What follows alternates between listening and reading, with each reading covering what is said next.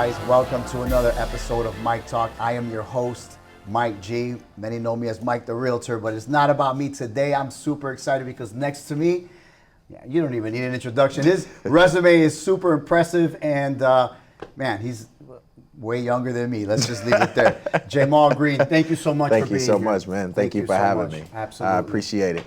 Yeah, I've been watching you, and I think that is the reason why I was like, I gotta get up with you, because you do so many things that a lot of us, even older heads, are trying to do, right? And you've gone already through the mayoral election, like you were a nominee for the mayor. How old are you? 29. 29. You're not even 30 yet. 29 years old. That Almost goes to there. show you. Yeah, it goes to show you, youth, that man, it's the age is irrelevant, right? Yep. And I think that's for us is so important to understand, right? That if you have a passion for something, man, you just go at it. At it. Tell me a little bit about, or tell us, like, you're such a young age, you've done so much already. What brings you to this political realm in your life? Yeah.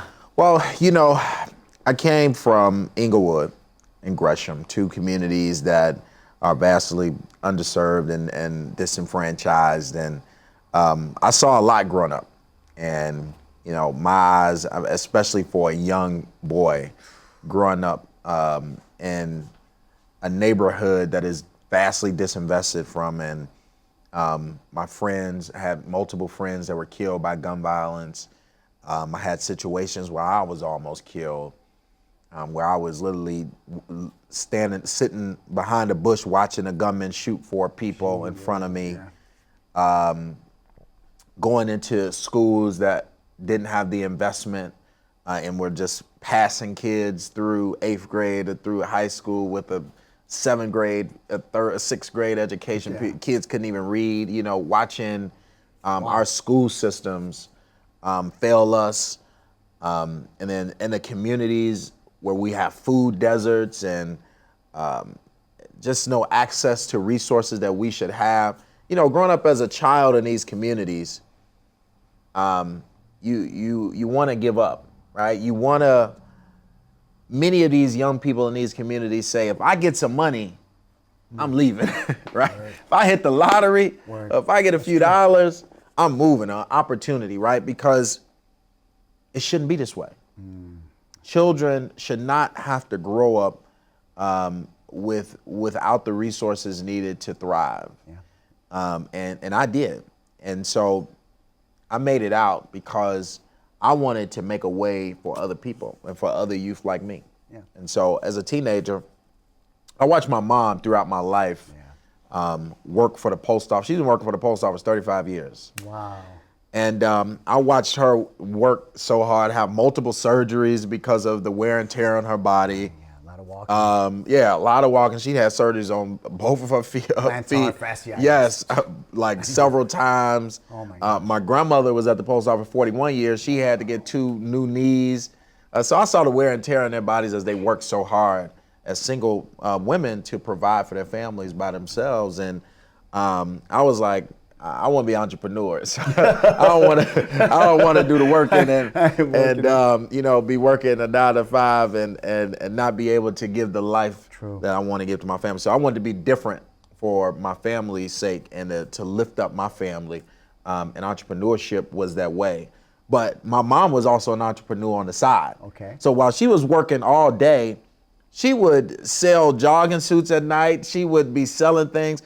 She even would save up money and buy abandoned buildings and didn't have the money to pay to rehab them, right? Wow. She'll just, you know, have an abandoned building ambitious. that was ambitious. She have an abandoned building that was $12,000.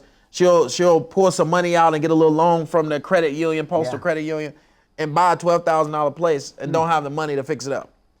And then she'll save up some more money, finally fix it up, and then rent it out. She meant and well. then I would manage the property, and then they'll tear it up, and I'll be up in there trying to put it back together again.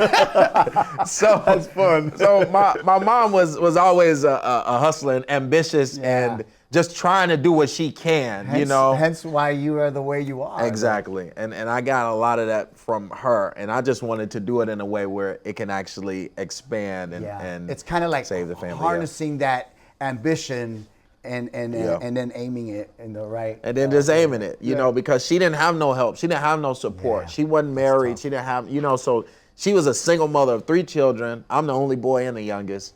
And literally buying properties, working all day, every day, trying to provide for her family. Yeah. And once I saw that, I knew I had to make a change for our family to really grow and thrive and not just struggle to survive like all the rest of our families were throughout our neighborhoods. You know, you hit a couple of things there, and one was a single mom and a single grandma. It's the same way I Yeah. grew up, right? I didn't grow up with a pops. My pops Yeah. left when I was real young, Yeah. and so even though I had older brothers, they had their own lives as they got Yeah, older, right? And for then sure. you're left behind, and so those two things right there allowed me to either choose A or B, right? Right. And we're so prone to stay in A because Yep. it's what we're accustomed Was to. we're accustomed to, yeah. And pushing over to the other side because you want change.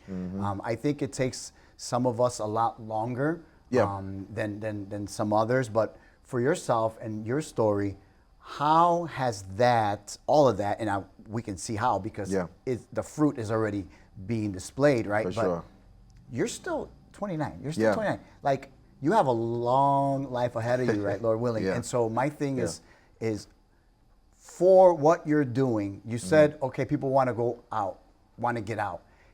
Yeah. You go back though. For sure. you For sure. It's like you cultivated this. You make sure your family understands this freedom, but then you don't just disappear. Right. You went back. Yeah. And that, I think, is what touches a lot of us. Yeah. Tell me a little bit about why you Yeah, just went back. I never left, and I Look at think that That's good.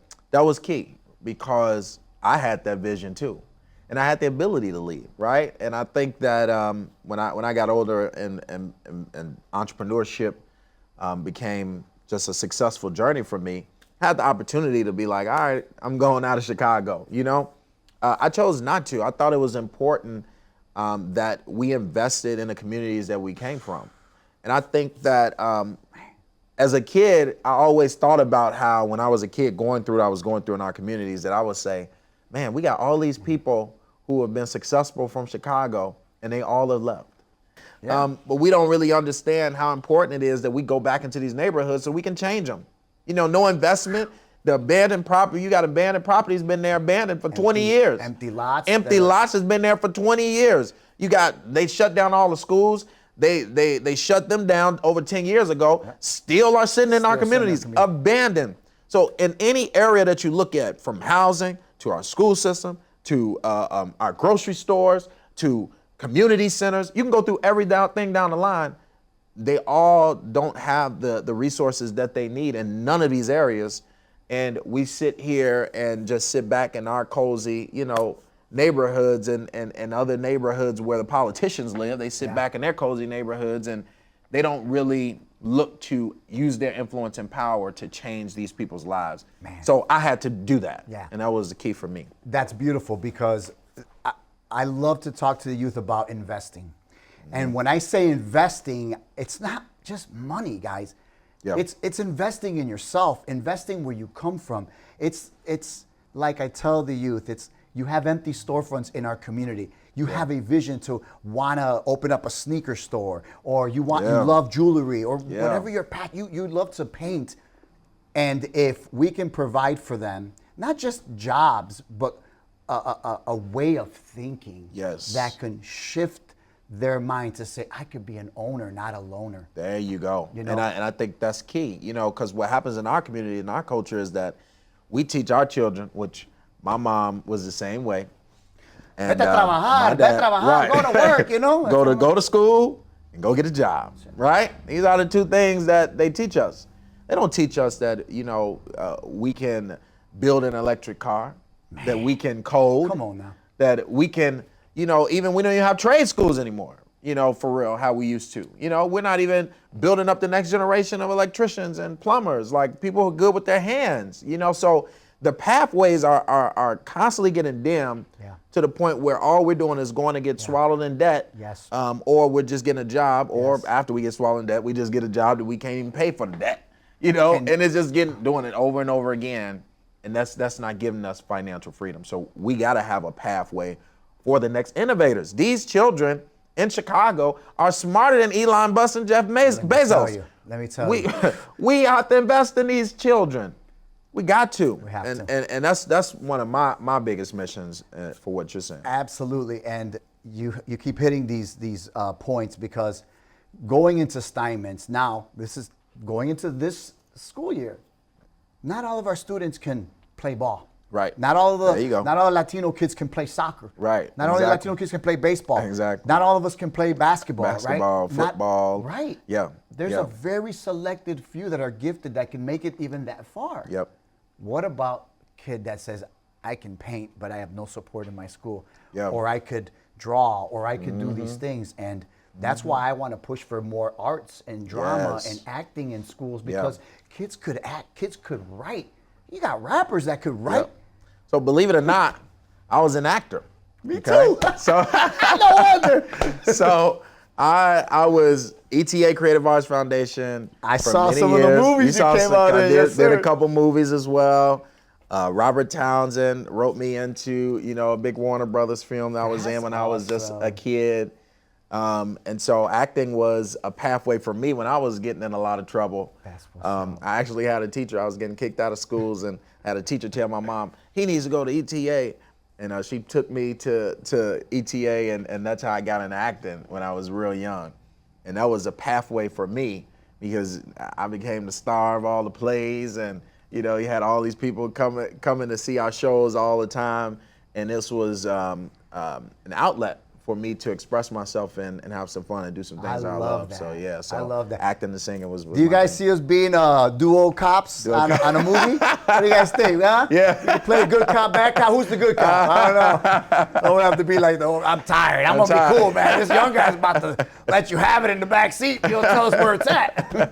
I love it. I love it. love Yeah. it, yeah. And so we need more arts, right? And I think we haven't brought that back. Rahm Emanuel was one who kind of gutted arts programming during his tenure. There's been mayors that really don't understand how important arts programming is for these schools. Yes. After school programs, period. Right? Yeah, And I think that we must have schools open throughout the day. And I think that's what's not happening. What's happening is when instruction ends, there should be several hours of different curriculum and different after school programs to keep these young people involved and keep them inside a safe place as well, right? And not just sports. I mean, there's so many different after school programs, or if we got trade or apprentice programs.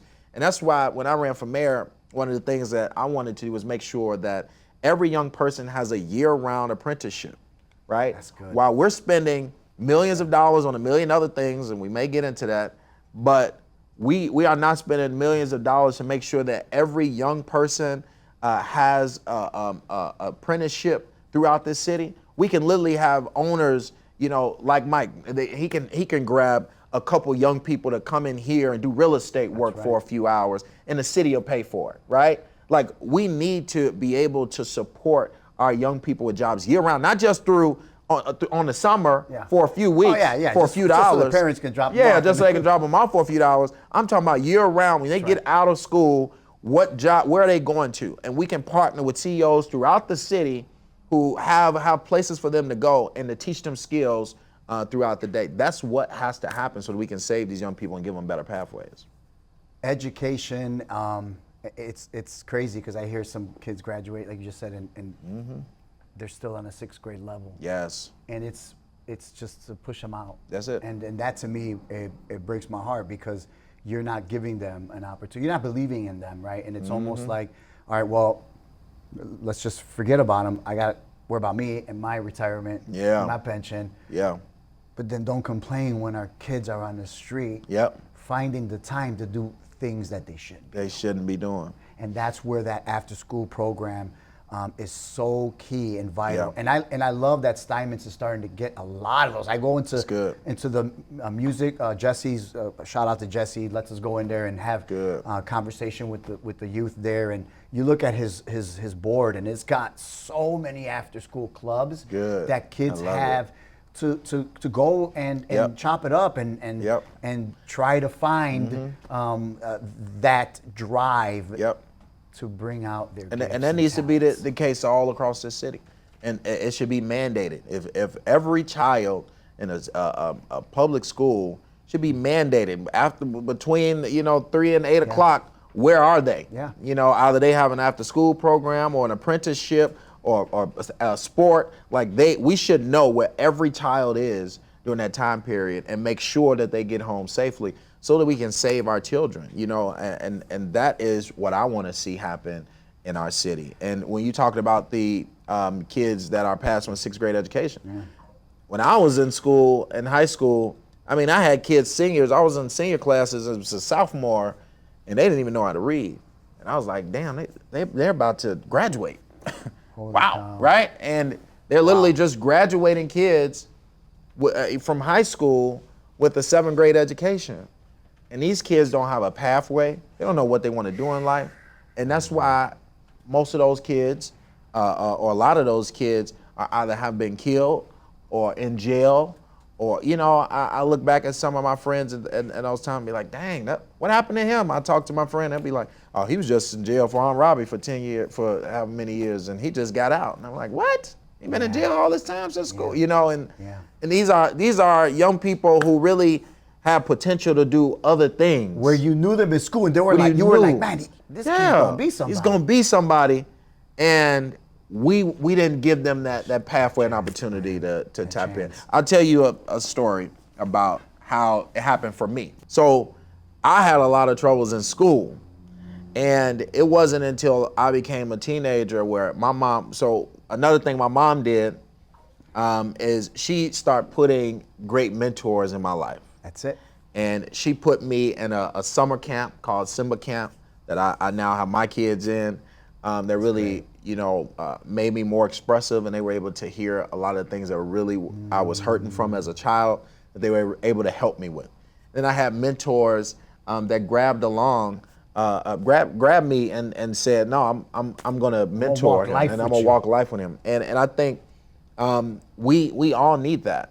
And then I had, even in high school at Wendell Phillips, I had my assistant principal, Mr. Devon Horton, Dr. Devon Horton now, and he is now the superintendent of DeKalb County Schools in Atlanta. He was the superintendent of Evanston Schools just before that. He was superintendent of St. Louis. I mean, he's now like a star. They want him all over the country. Wow, look at right?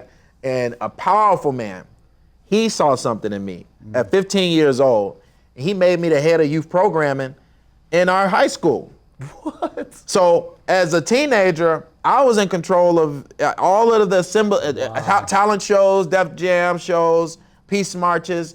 It was up to me to create programming to keep young people involved in our schools, to keep the students involved. And as a creator and an actor, Exactly, you were like, all of that. I'm putting it to work. And it was good. me and my Greek history teacher who came together and started a little company within the school to do all the youth programming and keep young people involved and bring in, I brought in Ramfest. He passed around a Grammy one time. I brought in, I did a talent show and brought in a Michael Jackson impersonator and did a peace march from 47th King Drive to 63rd and King Drive. Wow. My first peace march, I was 15. Wow. So we were just doing a lot of things with young people. And it was Dr. Horton who saw that in me to do that as a kid who had a bunch of challenges, Dr. Horton. and he was like, wow. yeah, and he was like, Interesting. this kid just got he just needs an outlet to do more, and I'm gonna let him do so, and he did, and now he's a star. That's beautiful, and I see that in you, though. I see that in you. I see you. I don't want to say a political star, right? But I do see you as a difference maker, and that's a star in a whole different sense, bro. It goes back to making sure that you are doing this to impact the people of these communities, because, all the time I get people who approach me and, some cry and just happy and just, things that I've just done just because I'm supposed to do these things, right? Not because I'm trying to be a celebrity or an influencer, just because I'm a regular person who understands where they come from, and I'm, whether it is, when businesses were looted and we gave out $250,000 to open them all back up in our neighborhoods, within 5 days, so they didn't have to wait on insurance. constant grocery giveaways every week. You know, really just pouring back into the people that you know, are in these communities, and people look at that as like somehow that you're a hero for it, but it's just like, no, this is what we're supposed to do. People be like, oh, activists, no, you don't have to throw a label on me, because we all should be activists. That's right. That's good. I need everyone in the communities to step up and say, how can I do more? I'm a father with 3 boys. How can I grab another young boy who may not have a father and mentor them? How can I, you know, you said police aren't in schools, certain schools anymore because LSC is going to be voting them out. How can we fathers come together and say, we're going to go into schools and we're going to secure and build relationships with the young people in these schools, right? How can I go up to the school, like in my kids' school, a lot of parents do after school programs. So he let the principal who sends his kids to the school, he lets the parents come do their own after school programs with their expertise, right? So how can I go to the school and say, all right, you know what, I'm good at finance. Hey, principal, I'm gonna do Tuesday and Thursday, and I'm gonna do. We all have a part to play. Even if it's another 30-minute little financial literacy course of teaching them how money works. This is basic. Basic, yep. We all got a part to play. Or just right on your block. You know what? I'm gonna just clean up my own block. Or I'm gonna just knock on doors and make sure the community knows each other and rebuild the block club. If we all took the initiative, our communities would be better. And that's why what Generational Green is about is, you know, getting folks to understand that they can be empowered through ownership, through finance, through opening up businesses and owning properties and rebuilding their own communities without waiting on a savior or a hero. That's right. Without waiting on a politician. That's right. And they can do it on their own. And that's beautiful, because watching what you've done and watching what you're still doing and how you're growing, it's not just you growing. You're helping your community grow. And taking these homes that are jacked up that no one wants to touch. And you're putting families in them. Tell me a little bit more about that Generational Green, because I've been looking at a lot of that as of late. You know what? It's very impactful. You know, I think when I look at I got several under contract now, and all of them all have stories of the group, right? Of testimonies, right? I got one. Let me just say, majority of these clients are single mothers. That's beautiful. Single mothers. Who are doing what my mom did for me. That's right. And you know, so it speaks a lot to just to see my mom do what she do, and then I have thousands of women in these communities who are saying, well, I have to give my kids something. I have to own something. You know, it's real powerful. You know, they all have, you know, real touching stories. And so a lot of times we give the wraparound services. We give the education, we give the support, we give in the, like, you can do this, because a lot of them, you know, they have such, they're in survival mode right now. That's right. And so we're trying to push them and motivate them and keep them through so they can get through the process. And so these are life-changing stories. These are people who never thought that they can ever own a home, and we're helping them do that. And it's wow. You said so much there. I would love to unwrap there, but if we can have more male mentors. We need more female mentors as well. For sure. We always need them. But I think we fall short when it comes to the male mentorship, males, because man, you know, young men look up to men, and then we look up to older men, and sometimes that youth mentor is not a good youth mentor. Sometimes mentoring into the bad. Right? Because we all had youth mentors. But they were just they didn't even know they were mentoring us. But you know, when they go to the streets, they're gonna find them a mentor. Exactly. And you may not like the mentor that they find, because that mentor can relate to them and have a little more influence over them, because they know what they're doing in the streets and know how to peer pressure them into things. So, you know, this is what we constantly find. That's why it's important for men. We must step up in our communities for these children. God gave me 3 boys, so I was like, I don't know. I was like, man, God, I don't know what you're doing with me. This is a different type of calling, right? And so I keep my boys with me at all times. And you even got your nephew here today. Yeah, I got my nephew here too, and I keep my nephews. I gotta go with you, huh? No, he loves it, and he loves politics, and he stay around the politics. He loves it. So, you know, I keep the young boys and the family and my children, and make sure that they have positive, you know, male mentorship. Yeah. And we all must do that because they need it. They need it. Before we land the plane, I just wanted to touch a little bit on your political career. Yeah. You gonna run for mayor again? I gotta hit you with that because Of course. I listen to you, and Yeah. man, you give me this energy, you give me this enthusiasm, you give me this fire to continue that mission alongside of you, man. Even if For it's sure. in my neighborhood, and just having someone like you from a distance that I can look at and just be like, hey, what would you do in this situation? For sure. Right? And those are things that are important to me as, For sure. as I'm still a student of this. Yeah. You know, and what do you see? What do you see as far as the near future? Well, people know I'm not a politically ambitious person. Sure. I am a person that what drives me is impact. That's right. And so, which is why you haven't seen me run for a bunch of seats because Sure. I can beat, you know, some of everybody in the Sure, Senate, sure, but sure, I it's get not my goal, right? So I've only ran for mayor. And I think that's because I understand the impact of that seat and what it can do for the whole city. That's right. And how to really revitalize neighborhoods throughout the city, not just in urban communities, but downtown on down. And we need visionaries, not folks who just got a bunch of memories or being puppeted where they are, so that we can really make this the world-class city it needs to be. So, you know, I don't know what the future holds, but what I do know is that each and every day I'm gonna keep making an impact. That's right.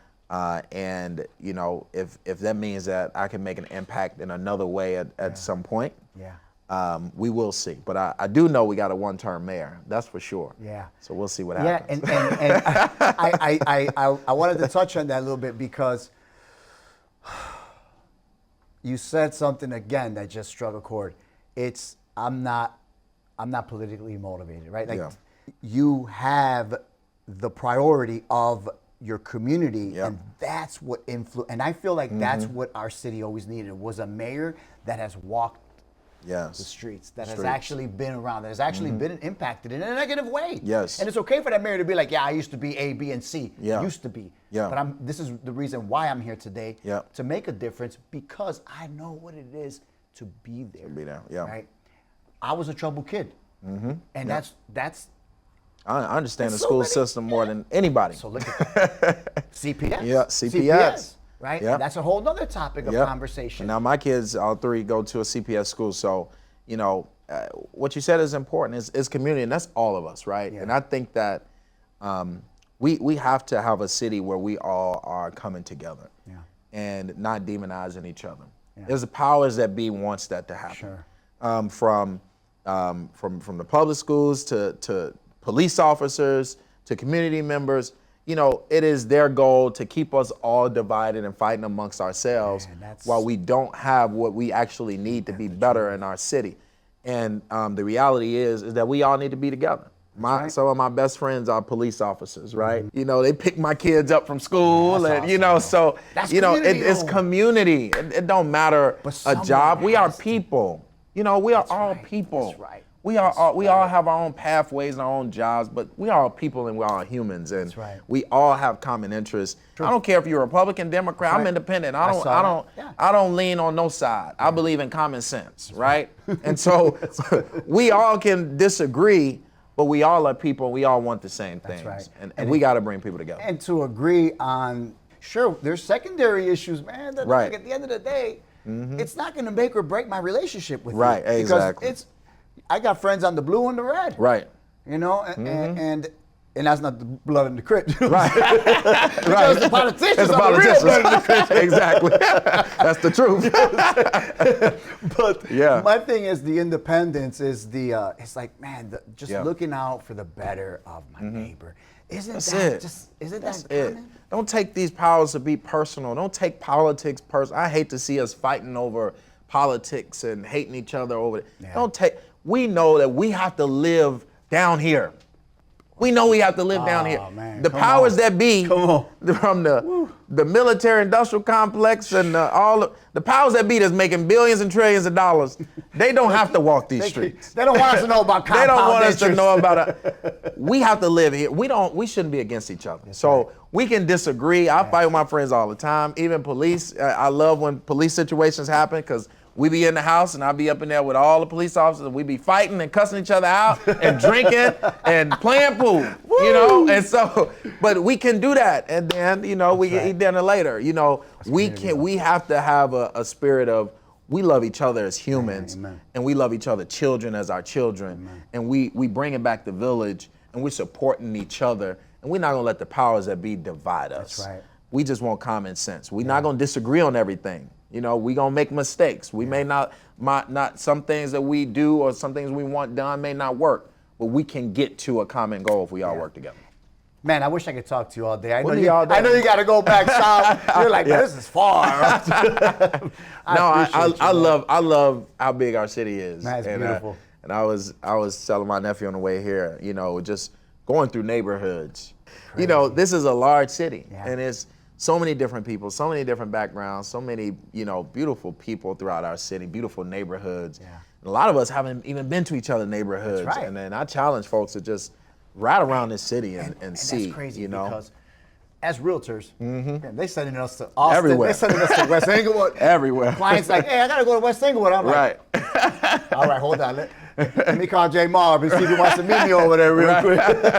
Everywhere, But you're able to see Yes. the change even in West Englewood. Yes. The beautiful things that they're doing in that community, right? I would like to think that you have some of that to do with it, right? Because you're teaching that to our kids, you're teaching that to our parents, and they want to be owners. They want to be owners. They want to be owners. And I fought Chase Bank and made them get back $1 billion to the city too. But that's, There you that's go. a different There you go. story. So That's what's we up. gotta hold them. We gotta hold all the banks accountable too. Tell us a little bit about that. What happened? Yeah. So Chase Bank were only lending to South and West Sides 1.9% of the time, and you know they were the worst on the list, but they got the largest market share in the state. So I'm like, they got the most branches. They got the property tax con. They got all. How is they the worst at lending to urban neighborhoods? And I was like, wow, flabbergasted. So when I got the numbers and the report, it was a great reporter, Linda Lutton and City Bureau did all the reporting investigation on this, and I push on them. I just drove it, but they did all of the data. And I took that data and we went to the streets. We shut down over 35 branches. We shut down branch after branch and put people out and shut them down for days at a time. Chase banned me from every Chase in America. You ain't opening no account here, boy.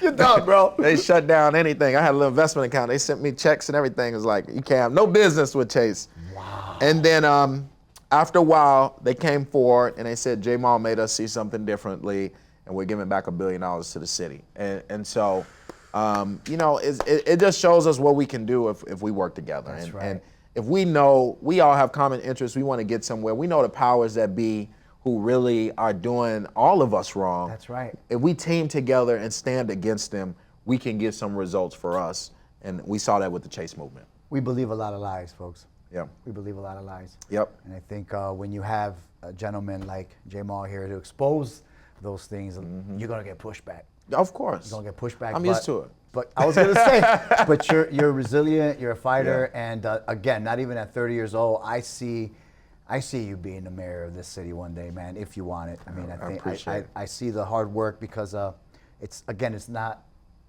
politically motivated. Yeah. It's people motivated. People. It's community That's it. motivated, and that's I continue to get that from you since I saw you the very first time and this moment, and that's what should continue to inspire us. That's and what it's about. inspires me, man. That's what it's about. If we had a mayor who was like that, I would fully support and be with. You know, it's just about us getting to where we got to be. It's never about me and my ego. So I'm gonna give the audience a